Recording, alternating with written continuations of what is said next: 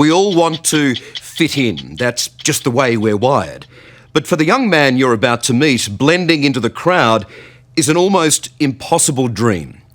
Igor is dangerously tall and getting bigger by the day.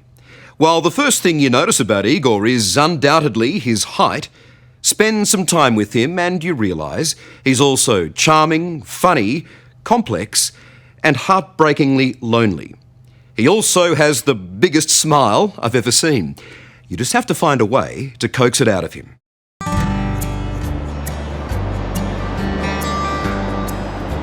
Here in Midwest America, life is quiet and nothing much stands out. Unless you're this man. What is your shoe size? I don't know. Nobody's ever been able to tell me. They're off the chart. Yes.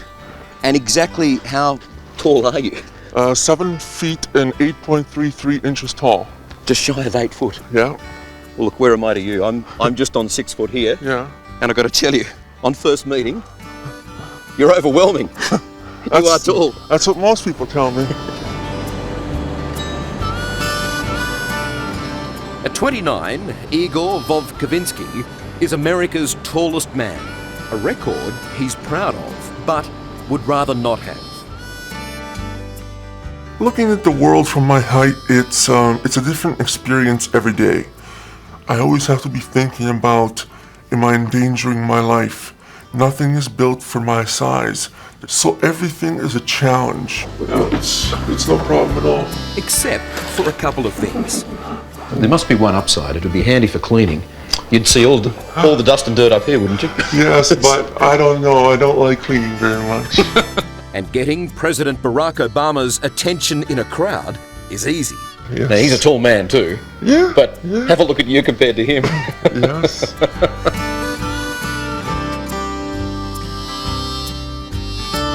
All good? But when I spend time with this gentle giant, I realise the difficulties outweigh the benefits. This is where you really have to be careful, don't you? Simply moving through a hotel for our interview is like manoeuvring through an obstacle course. So do you ever go into places where you don't fit? The roof is too low? That can be hard. Sometimes you don't have a choice. But his biggest challenge is not what's around him, it's what's inside him. Igor is a medical mystery because he keeps on growing. Saving him is now a race against time. Does he have a projected lifespan? This is so unique that we don't know. We simply don't. Medical science simply doesn't know what his lifespan is capable of being. From the second he came into this world in Ukraine, Igor was, well, big. And there was no baby growth chart that could keep up with him. Here he is, being held by Mum, Svetlana, when he was 1 year old. He was born big, like almost 11 pounds. Everyone was happy. In all countries, the bigger baby is, happier parents. By the age 1 year old, he was size of 3 year old, so then I was very concerned. By the time he was 6, Igor was a staggering 6 feet tall. First 5-6 years, I thought that was terrible, heavy load, and I don't know if I can do it. I learned that mine is not heavy at all. Do you think Igor was a gift to you? Yeah. Years in middle school and high school, I would hit my head 3 or 4 times a day, and I don't know why. It's not like I would forget how tall I am. It's just there's a lot of people around, and I get distracted, and I stop paying attention, and I smack my head on the wall, or I hit an exit sign, and sometimes I've broken things, but that's the way life's been. And life has been testing for Igor and his mum. From very early on, Svetlana knew deep in her heart her boy needed help. She began a medical quest to explain his mysterious growth, and finally, doctors discovered the cause: a very rare tumour buried deep in his brain. When you found out it was a tumour, did that explain things for you? No, at that time when he had that CT, and doctor came after CT, neurosurgeon, and he told that Igor has tumor. I suffer minor heart attack. What did you fear the most? That he will die. Igor's tumour was pushing on his pituitary gland, causing it to secrete abnormal levels of growth hormone. The only way to stop him growing was to remove the tumour. But it's highly risky surgery, and doctors in Ukraine wouldn't operate.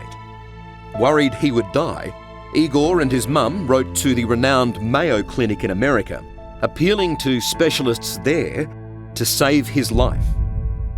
We initially thought we were only coming to the United States for a month, so we never ever planned on staying here. Unfortunately, American surgeons couldn't remove all of the tumour. Medication, only available in America, was the only way to slow his body down. Okay. How about out here at the ankle? So Dr. Greg Garrison is Igor's doctor, and he knows that tumour like an old enemy. Unfortunately, it's in a location that makes it impossible to completely eliminate the tumor for him, which means that it continues to secrete growth hormone and he continues to grow. Will he ever stop growing? It's unlikely that he'll ever stop growing. We're using medications to try and slow the effects of that growth hormone down for him and to suppress that pituitary gland as much as we can. But unfortunately, yes, he continues to add height and he continues to add weight. come on in. Thank you very much. So, as you can see, our doors in the house are made to be 8 feet tall. When you're nearly 8 feet tall, the comforts of home are different to most. This place was custom built for Igor. We have what they call cathedral ceilings, because we wanted to be able to feel comfortable at all times so that I'm able to, stretch and get dressed without constantly hitting my fists on the ceiling. Even his couch is handmade to accommodate his comfort and make me feel like a hobbit. I see what you mean, like it's a perfect height for you, and Exactly. I've got to jump up on it. My feet don't touch the ground there. Yeah. And if Igor's size didn't if you don't need mind, reinforcing, here's his favourite comparison. Oh, there you go. God, I don't even come up to your first knuckle there at all. Tell you what, when you high-five someone, you must do some damage. But while this giant enjoys sizing up and showing off his castle, the reality of Igor's life is anything but a fairy tale. This is my prison bunk, as I call it, because for 2.5 years almost, I had to basically spend all day either on the couch or on my bed. The pain is shocking, especially in his feet. Does it help to move around sometimes? Yeah, I need to kind of stretch my leg. Sometimes I have pain that's so severe, in my head I have a picture of a truck keeps running over my leg, sometimes 3-4 hours at a time. It's hard to breathe. I see black spots. My heart starts hurting. There have been weeks where I basically don't get off the couch.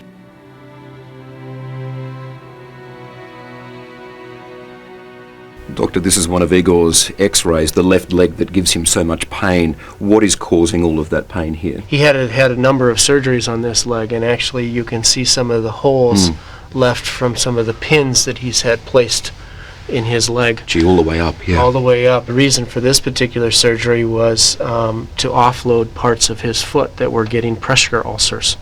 And as a result, the surgeons wished to reshape the bones of his leg to distribute that weight in a different fashion. In the past 6 years, Igor has suffered through a staggering 16 surgeries to ease the pain, but nothing has helped. I've never been more scared of my life than during these 6 years that I've had to stay at home, basically, because it's the first times in my life where I've contemplated suicide, because the doctors don't understand that I have pain. There are still moments like that where, I think, why was I brought to this earth if nobody can provide me with the kind of help that I need?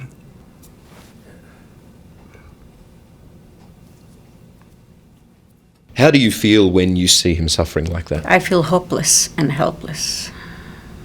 And then I feel bad that I put him through all this suffering. I feel guilty then. When everything else fails him, Igor escapes here to a Minnesota lake that's bigger than him, where he goes fishing alone. It's a solitary and calm pursuit. And that's a tonic the doctors can't prescribe for a young man who just wants to blend in and relax.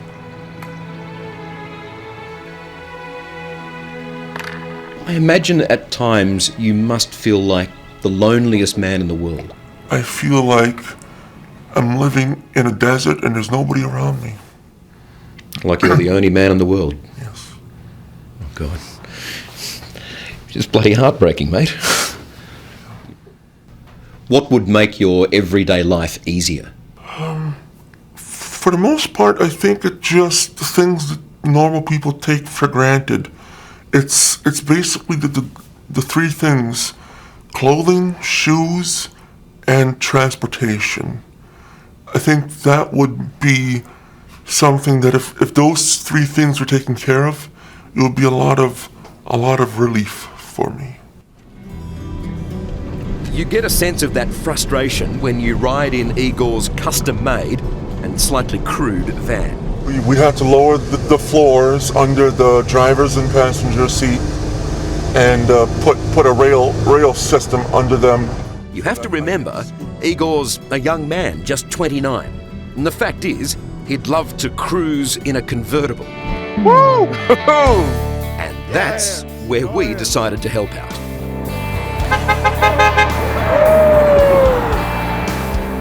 How's the pain now? Are you feeling it, or has it all gone away? It's all gone away right now. Right now, I'm. This is a new level of excitement that I'm not used to. Give me 5 for that.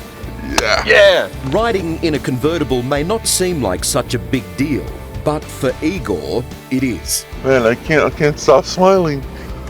With an unknown lifespan and so many restrictions, a few spins around the block for him is like a rocket ride into space.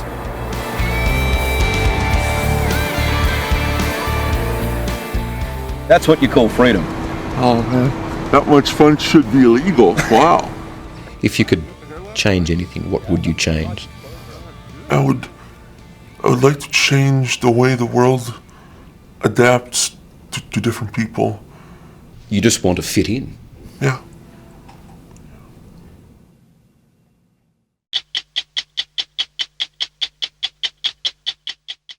Hello, I'm Amelia Adams. Thanks for watching 60 Minutes Australia.